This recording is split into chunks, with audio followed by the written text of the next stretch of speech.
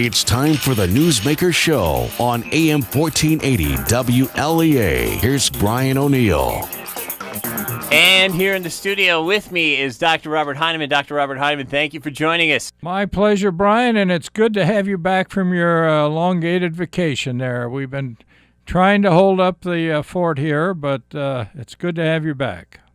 Well, thank you, Dr. Bob. Also, wanted to ask you a question that I wanted to ask Senator Kathy Young when I was on the phone with her the other day, and I ran out of time because I had too many other questions.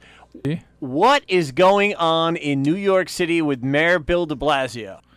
Well, I think Bill de Blasio is in serious trouble if the allegations that are being pursued turn out to be true. And it's a little complicated, but first and foremost, you have to understand that there are limits that the state has put on in terms of contributions to political campaigns. So individual direct political contributions to state Senate campaigns have a particular limit. But the limit on county organizations and how much they can contribute is much, much higher, if there is a limit. I think there is, but I think it's much higher. And what is alleged is that in order to take control of the state Senate in the last election cycle, Mayor de Blasio funneled huge amounts of money into some of these dinky little county Democrat organizations, and they in turn then poured them into the campaign for the Senate of the Democrat candidate. My understanding is that in Monroe County, for example, in the race between O'Brien and Funke, which Funke won, the allegation is that something like $250,000 was funneled into O'Brien's campaign from outside the Monroe County. Again, these are all allegations, but they certainly have been popping up enough, and certainly people are being subpoenaed all over the place. So if those allegations are true, and I think it's just a matter of one or two people beginning to babble, and they will, I think Mayor de Blasio will be joining Sheldon Silver here shortly. Will he lose his pension? That I don't know. It can't be much of a pension. Well, I guess he was he held some position in the city before he ran for mayor. I don't know. Maybe he has built up a nice pension. But again, I don't know. I guess you can buy while you're sitting in Cell Block C and you still have your pension, you can buy a little nicer checkerboard or something like that to play with. I don't know about that. But if these allegations are true, and I think the feds are on this, it's not the state. Pre-Barara? Yeah, I think he's in serious trouble.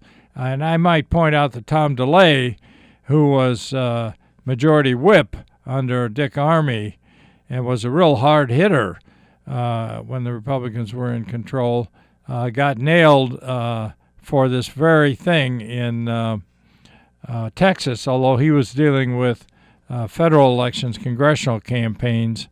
And my understanding, first of all, I had to resign from the House, and I think he was convicted, but I think his conviction was overturned on appeal. But it's serious. So, and when you have that many people involved, as with de Blasio, the chances of somebody starting to talk are pretty high, I would say. Governor Andrew Cuomo and the pre-Barara investigation into one of Cuomo's former top aide. Right. Well, I don't know. I don't have a clear idea what's going on there, but it appears that Preet Bharara and his people are investigating whether this guy was selling his position close to Cuomo for contributions or, in fact, contracts of one sort or another. In the Buffalo Billion. Yeah, well, and in other areas as well. So it's very close to Cuomo, and we'll just see how that happens. So as usual, New York State has enough corruption, it seems to me, to go around, or at least to keep Preet Bharara busy for a little while yet. The criticism of Preet Bharara is that he's just doing this for attention to get a higher office. Well, he certainly is. What do you want me to do about it? I mean, is that... He certainly is nailing a lot of big names. Yeah, I mean, he's won a lot of convictions, and if these people are in fact corrupt, then I think whatever publicity he gets, he's entitled to. Yeah. Okay, Indiana primary was held Tuesday night. Cruz is out. Kasich is out. Trump is it. Your It thoughts? looks like it, yes. Well, I think there are a number of things that deserve some analysis here, and most of them revolve around Mr. Trump and his success, which I think you have to give the guy full credit. As you know, I was not a big Trump supporter at all, but he's played by the rules, and he's won by the rules. And so that's the game. I mean, in politics and in sports, sometimes you win, sometimes you lose. He certainly has remade the whole model of what constitutes successful politics. But I think there are two things in particular with regard to Trump that are important. One, he's running without spending much money at all. So that in New York State, he won the primary in New York State. I think he paid, it cost him 13 cents a vote. And in his speech the other night in Indiana, he said he had spent $900,000 in Indiana, and his opponents had spent $8 million or more. And in New Hampshire, when he was pumping along at that point, I forget what he said he'd spent in New Hampshire to win New Hampshire, and Bush had spent, I don't know, way, 13 million, 16 million, something like that in New Hampshire. Now, the point of that is that Trump is winning without spending much money, which has to mean that there are one heck of a lot of people out there voting for Trump because that's exactly what they want to do. It's not because somebody has called them or they've seen a lot of ads or they've been subjected to door-to-door efforts, which Trump has put some out. There's no question about that. But the fact is he's been able to do it because there are apparently a lot of people out there willing to vote for him. And in terms of willing to vote, the turnouts have been huge. So then in Indiana, for example, the Republican turnout was almost double the Democrat vote. And that has shown up. Well, Trump has set a record, I guess, for votes in a Republican primary.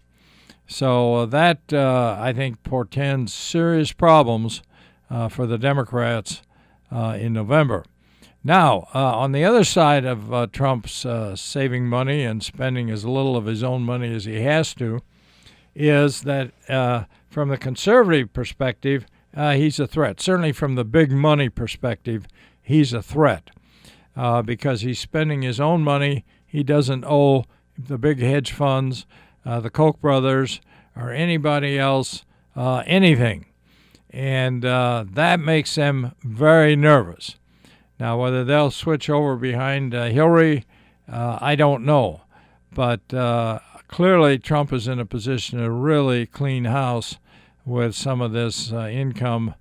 Rob Astorino's consultant, Bill O'Reilly, is out of the Republican Party now, he says, because of the presence of Trump becoming the nominee. Yeah, well, you can make that kind of argument. I think that's short-sighted, and I think it's stupid, frankly, because you have a situation here where you have somebody who can actually owes nothing to anybody, really, And now there's no question the man's ability to spout off in all kinds of different obnoxious ways is is unmatched.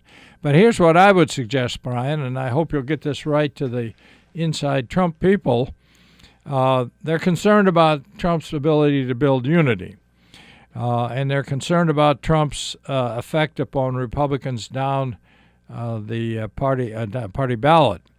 And if I were Trump, what I would do, since he has the money pretty clearly to fund his own campaign at the national level in the national election, there's a huge number of PACs out there, conservative PACs, Republican-oriented PACs, who are ready to spend a lot of money.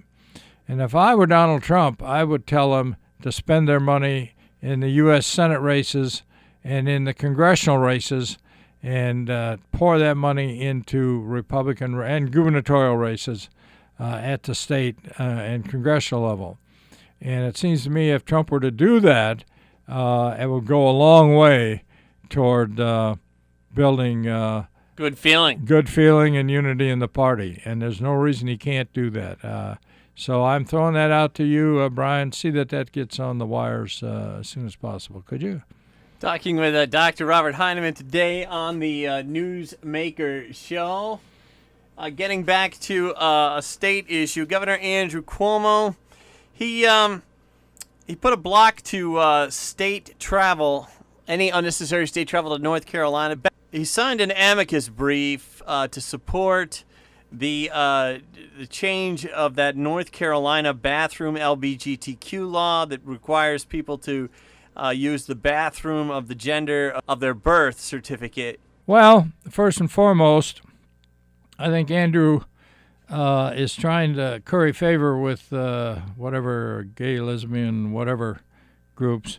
You have to remember when his father ran against Koch way back when, Greenwich Village and Lower Manhattan was plastered with signs, vote for Cuomo, not the homo. And there's some feeling that Andrew had something to do with that. I'm sure, Mario, I'm sure, no, goodness gracious. And I think people may remember that, frankly, a little bit. So I can see where Andrew is going out of his way to push the gay, lesbian issues. And this thing in North Carolina is far enough removed, I guess he can play it up all he wants. I don't know what that law in North Carolina says. Frankly, I'm not certain that it's nearly as restrictive and discriminatory as some of these people would like to make it. Again, I'd have to look into that a little more closely. But he's certainly trying to milk it for everything he can. And, of course, the gay lesbian groups do have a lot of money. There's no question about that. How many votes they have, I think, is another story. Talking with Dr. Robert Heineman on Newsmaker's Show. Back in 60 seconds now, checking in with Fox. Back on the Newsmaker Show, I'm Brian O'Neill, and on with Dr. Robert Heineman, our regular Friday guest. Dr. Heineman. Yes. Bush 41 and 43 have no plans to endorse Donald Trump. Does that make any difference? Well, I don't think it's at this point. I don't think it makes much difference. I think you have a number of things still bubbling around there, Brian. One, question of whom Donald Trump picks for his VP, but also I think the Bernie is still bouncing around on the Democrat side, and he just won't go away. And as you know, he won the Indiana primary over Hillary, and by a substantial amount, not by double digits, but certainly 4 or 5%, pretty significantly. And I think West Virginia is coming up, I believe, this weekend. West Virginia and Nebraska, and Bernie is going to clean house in West Virginia. I don't think he's in question about that, given Hillary's statements about fossil fuel and putting the coal industry out of business. So I think he'll do pretty well there. and I think the polls show him in pretty good shape in Nebraska. So he's going to continue to build up wins in the primaries, which all heads us toward California. And I believe California and New Jersey are at the same time. I'm not quite sure. I don't know how he'll do in New Jersey. But the point here is Hillary is not looking all that good. And the left wing of the Democrat Party, seems to me, is continuing to show they have a lot of vitality. Additionally, of course, you have the FBI investigation of Hillary's emails, and how far that proceeds is something we have to watch. And I think if I'm the Bushes or anybody else, I'd sort of sit back and watch all this play out a little bit before it's necessary to do anything definitive in terms of support. The rumor that's bouncing around, of course, is that Hillary is going to continue to get herself in sufficiently bind that Joe Biden can step in and fill the gap. And you could see, boy, that would be talk about vicious retribution from the Obama White House. I mean, that would really be nasty. But I don't know, maybe some of those people in there are capable of it. On the White House. Yeah, the White House. Frankly, the White House is going to have to make the final decision on whether the FBI should proceed or not, or whether the Justice Department should proceed. Now, the FBI may decide there's no reason to proceed farther. Fine. They've investigated it thoroughly, and Hillary could run off with that and tout that as some kind of victory. But the evidence is pretty heavy that the FBI is seriously engaged here, and they've been engaged for quite a while in this investigation. So it's quite possible that they're going to come up with a recommendation to proceed with a grand jury or indictment of some sort. And Loretta Lynch, the Attorney General, will have to decide whether to go along with that. It doesn't make any difference in one sense. Even if they try to squelch it, you can bet the FBI's findings are going to leak out. But if they don't and really hang Hillary up, I mean, that would be a classic retribution. And there might be a lot of Democrats out there who wouldn't mind seeing that happen, because Hillary, frankly, has shown herself to be really quite a weak candidate. And obviously the Democrats would like to have a little support at the top of the ticket because they've got some important races out there. So those are some thoughts on that. And the Bushes and a lot of other people may well be sitting back watching. I think it's really stupid, though, to make statements like there's no way I'll ever support Donald Trump, etc. In politics, you don't make those kinds of statements. You just kind of watch and wait, and things may well change in your direction. They may not. But at that point, you can make your decision one way or another. Dr. Heineman, you have a lot of contacts in government. I can neither confirm nor deny that, Brian. Yes. This argument that's been put forth that a lot of people have done what Hillary have done and taking work home and whatnot, do you think that holds water? Well, I think some people, some of that's been done. Clearly, Petraeus, I think what really irritates a lot of people is that they really went after Petraeus on this. Of course, he was giving it to some lady who was favoring her with her favors and writing his biography. I'm not certain anything terribly secure was released. But I think the point the FBI, and see, what you have to think about here is these emails undoubtedly contain a lot of interesting things in terms of whom she's been giving information to, who are the big contributors to their foundation. This guy Blumenthal shows up again and again and again, and he was spending a lot of time over in the Middle East developing contracts.